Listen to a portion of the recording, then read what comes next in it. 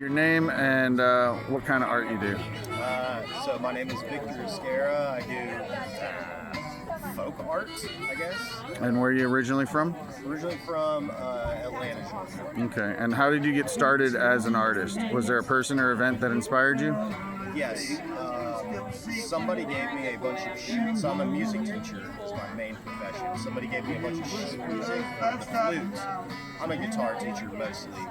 And I didn't know what to do with a bunch of flute music, so I was like, why not paint over this? And that was 3 years ago, and I started. I'm not really active on social media, and then I started posting my artwork. So someone else hopefully will see this besides me, and people actually bought it, much to my surprise. And that's it. That's how I got started. All right. And how does where you're from or the community you're from influence your work? Well, I'm from this. I said Atlanta. I live in Roswell, which is like the city, and so I like nature a lot. So my nature stuff shows a lot in my artwork, and I mean the music is very heavily influenced. A lot of the artists that I prefer to paint are Georgia artists. So right now, who do I got from Georgia? I have Otis Redding over there. So, yeah, there's Otis. Yeah, by Eddie Van Halen. Yeah. So I'm as a guitarist. I mean, a lot of it's guitar-centered stuff. Initially I started with like classical artists. Who are some of your guitar inspirations? Jimmy Page for sure. See, tone-wise, Billy Gibbons from ZZ Top. Classically, I like Segovia, who's like the master of all. Yeah, that's what I was thinking in my head just now. Those are one of the main ones. I really like Chet Atkins. I don't know. Have you heard his album that he did with Mark Knopfler? Yeah, that's really good. Yeah, I forget what it's like. Something and something. But Yeah. it's fun. You can hear how much Going fun back they and have forth, in the yeah. album. They joke around back and forth. So yeah, too many guitarists to mention. But you were saying some of your classical artists over here that you did Originally, like I said, someone gave me a bunch of flute sheet music, and originally I would do like, this is a piece by Debian. So I'm like, okay, let me paint Debian, and I've sold like all the big ones, like I had like Mozart, Beethoven, Bach, all those ones since sold. I only paint things once because I do this for myself, and I don't want to paint Beethoven more than once or whatever. And then after that, I'm like, well, I'm kind of running out of classical artists because there's only so many. And then I moved into painting artists that I like. So, yeah, it's kind of in the progression. Like I said, this is my third year of painting. And how does your life experiences, whether personal or professional, find their way into your art? Well, professionally, like I said, I'm a music teacher, so that is prevalent all over all the art I do. Personally, I don't know. I have some like self-portrait stuff. Like I'm in the High Museum. If you look in the glass, there's little me there. In that one memento out there is a little. I'm standing on some rocks. I wouldn't say it's. I mean, personally, I wouldn't say the personal influence is fairly low. I mean, apart from the fact that I created all of them. That's about me. Well, do you have a personal philosophy that's reflected in your artwork at all? Have fun. Have fun. love what you do. I mean, I say the same thing to my music students. Is the point of art for me is not to make a living or for fame or for any sort of like, ego trip. Just to enjoy it, to have fun. It's just like music. I always argue it's part of the human condition. You saw people painting on walls 30,000 years ago. They weren't doing that for fame. They were doing that because I just want to do this. This is something that I do. Same for music. I've never found a culture throughout history without music. It's just, I mean, people make art, music, and literature, and poetry. People were doing that in concentration camps. People do that in wartime, and like, that's just a drive. So, yeah, What's an important tool or material for creating your art? Is there something you can't live without in your studio? And it doesn't even have to be a physical thing. It could be like, I can't do art unless I got music playing or something like that.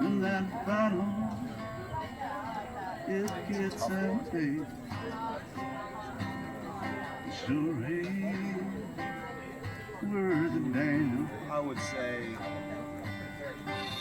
serenity.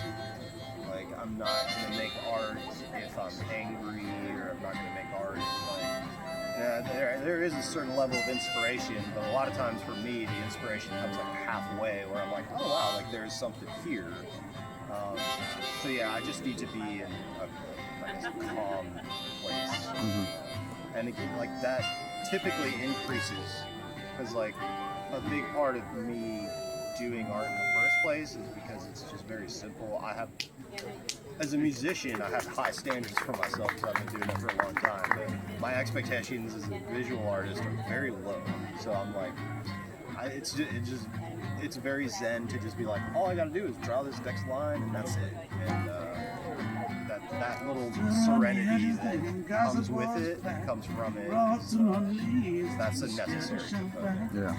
So folk art often involves repurposed or unconventional materials. What type of materials do you use and why do you choose them? So I used to do a lot of cardboard. That was just because it was plentiful, and what else you could do with it. There's a busted symbol over there, like that.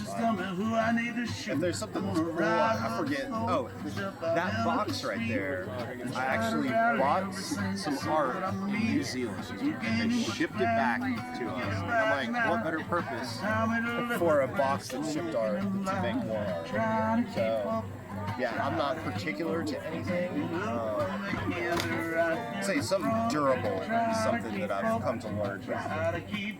While the cardboard is plentiful, it's not very durable. Right. Especially to the elements.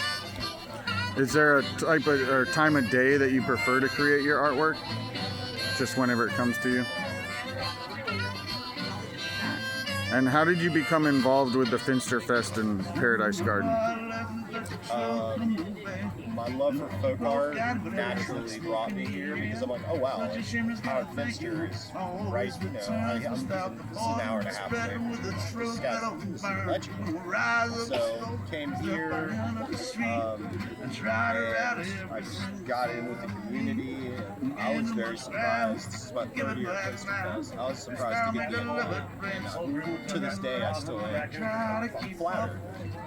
Amazing artist who I really look up to. And what does his legacy mean to you? Did he influence your work? Yeah, actually, like when I started, the portraits, I never thought of drawing portraits. I was always like landscapes. I admired Finster's portraits. I'm like, this is whimsical, it's honest, it's not overly complicated, he includes text. And I mean, mine all do that. So the portraits are directly influenced by Howard, for sure. And that's how I started. So yeah, I wouldn't be here.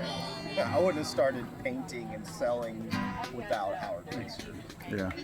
How does the spirit of Howard Finster's art, including his spiritual and religious themes and use of language, resonate in your own work?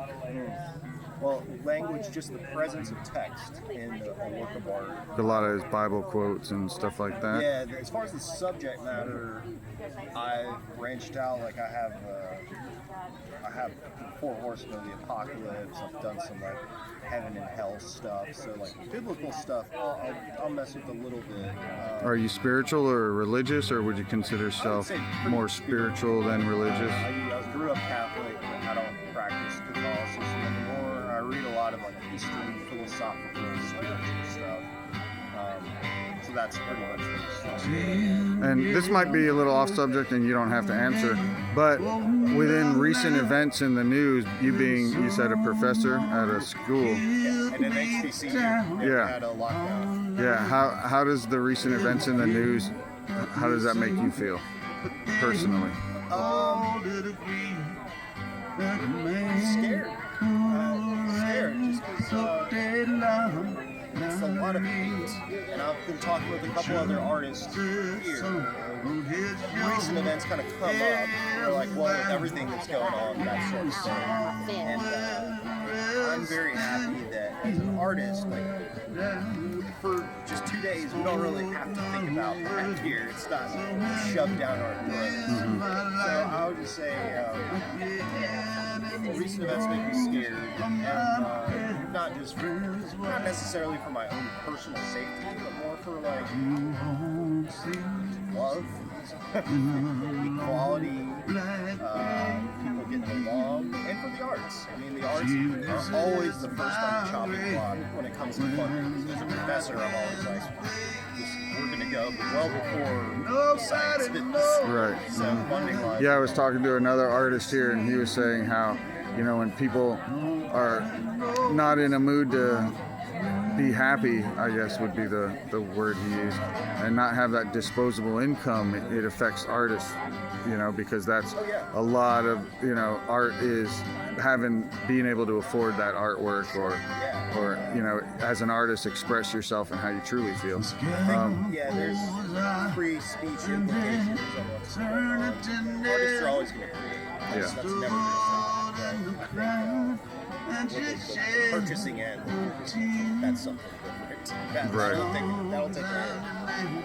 Is there a particular piece in your display that you're most proud of, and can you tell me why? You know what? I really like Don Quixote. I don't know if it's pride, but Don Quixote is my favorite book. I love him as a character. And, I don't know. That one's been here 2 years back to back. No one's ever bought it. I don't know. I have some at home that I didn't even rate. My first portrait that I completed, which was Frederick Chopin, is my favorite composer. And I have a Keith Richards one that I really like, just because I love Keith Richards. And I did a really good job on the Gibson Les Paul, that's my main guitar. So those I'm really proud of. And what's the story behind that Don Quixote piece? Is there a hidden meaning or message within it? No, it's just from the book. Okay. He's a very romantic guy. You could call him crazy, but he's a romantic guy, and I was always empathetic to him. But yeah, I just really liked it. I liked how it turned out. How do you hope people will feel or think when they view that piece? Smile. And did you choose any particular colors or shapes or subjects for that work other than Don Quixote? No, just him. He's having a good time. And what's the biggest challenge you face as an artist? Self-doubt. For sure. Doubting myself, insecurity. I'm still, like I said, I'm still surprised that I'm here. Or that I got here in the first place. So it's just something. It's a Victor problem. And the word artist, what does it mean to you? Someone who creates. How do you feel folk art is important to society today? It's very. So folk art is important because it's authentic. It's not condescending. You know, there's not a lot of hidden meaning.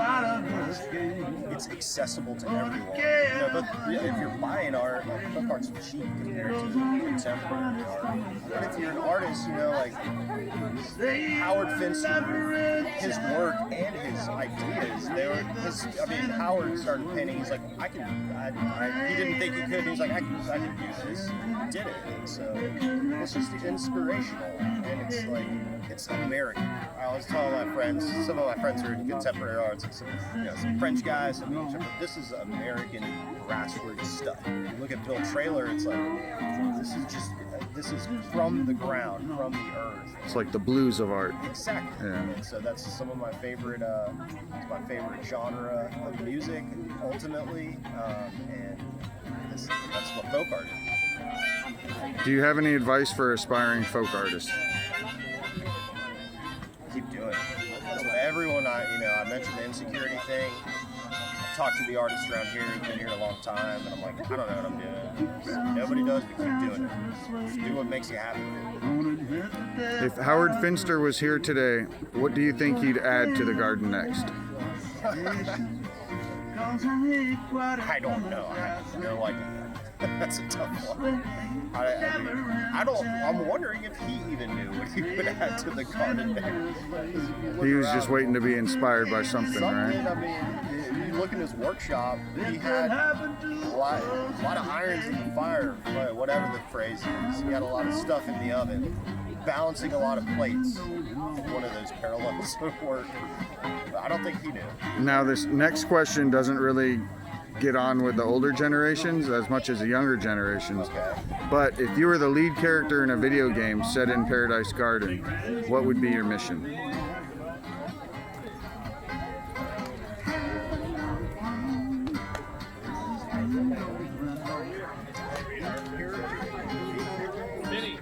It's an interesting. Enjoy the rest of your day. Yeah. Okay.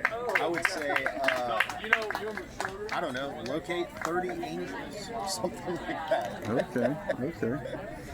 What's the best advice you've ever received from a stranger at a festival? Keep doing what you're doing. Really. I'm still surprised that people buy my art. Say they like my stuff. And I don't know. That's not really advice. I mean, they keep doing what you're doing. It's inspiring. Flattering. And if your day at Finster Fest had a theme song, what would it be? That's tough.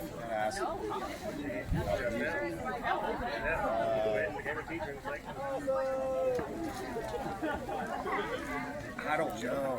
Come on, it should be easier. You're a music teacher. It should be. It's like asking a musician their favorite song. Or a chef his favorite,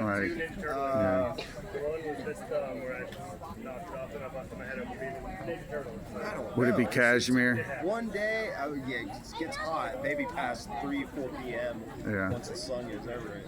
I don't know, there's so many moments. There's like the excitement of starting. There's the midday kind of lull that we might be getting into. And it's just a lot. So I don't know if one song would do the experience justice. Maybe that's what would happen. Okay, top 3. God. Top 3. I feel like you got to throw in some Bill Monroe, like a lot of some bluegrass. Yeah, you got to get some Bill Monroe. That's not a song. I mean, Bill Monroe songs, you kind of get it. Lester Flats and Bill Monroe. I'm thinking Chuck Berry. Some Chuck Berry. And some sort of gospel music. That always reminds me of Finster Fest. We have the mother-daughter duo that come to Finster Fest every year, and that always makes me smile. Yeah. All right. Well, that's the toughest question. Where can people find your art or follow you? Go to Instagram, Vic Iscara. I think that's the only place. All right. Well, thank you for your time. Yeah, appreciate it. Thank you. Again, I'm happy to be here. Flattered that you're like on an interview. He's trying to do business. You're welcome. Builds up my courage and my ego a little bit. All right. Well, thank you so much. Yeah, you're welcome.